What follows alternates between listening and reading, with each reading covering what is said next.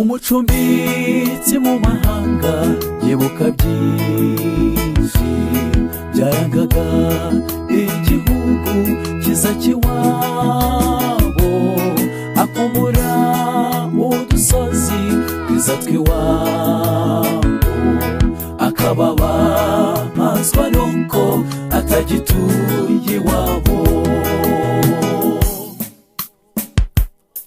Yibuka neza indirimbo z'inyoni z'iwabo, imigezi inka z'iwabo, umuco wabo.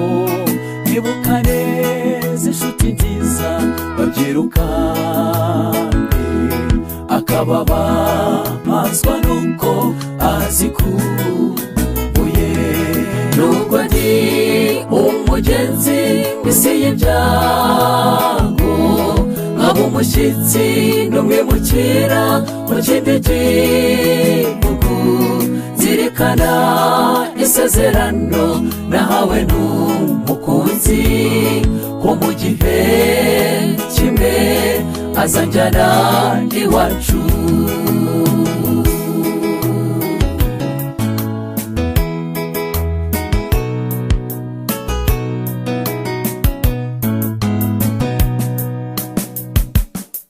Ashobora kuryama akabura ibitotsi, kuko umutima we umwishyuza iwabo. Amafoto yifotoreje mu gihugu cy'iwabo niyamutera gukumbura icyo gihugu cy'iwabo. Ahirwa ko bamwe yarazi ko bapfuye bigendeye, nibwo zihari n'ibituro byabo bihari.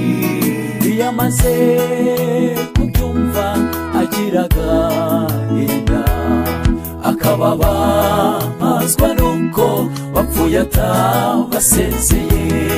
Nubwo ndi umugenzi w'isi y'ibyago, nkaba umushyitsi n'umwimukira mu kindi gihugu, zirikana isezerano nahawe n'umukunzi ko mu gihe kimwe azanjyana iwacu. Nubwo ndi umugenzi w'isi y'ibyago, nkaba umushyitsi n'umwimukira mu kindi gihugu, zirikana isezerano nahawe n'umukunzi ko mu gihe kimwe azanjyana iwacu.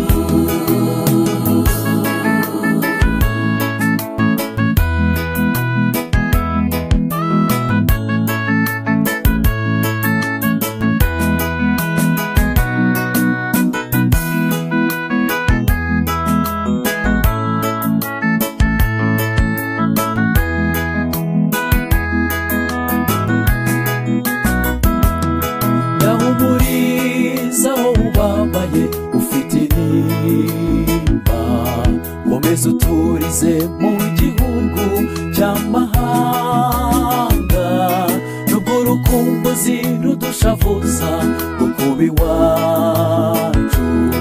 Tuzanamba kuri Yesu tuzagerayo amahoro, wacumbiwe nubwo tubabaza ukadukomeretsa, ariko tuzakuvamo tuzagusiga.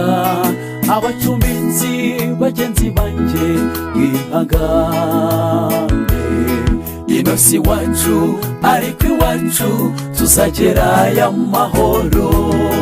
Nubwo ndi umugenzi w'isi y'ibyago, nkaba umushyitsi n'umwimukira mu kindi gihugu, zirikana isezerano nahawe n'umukunzi ko mu gihe kimwe azanjyana iwacu.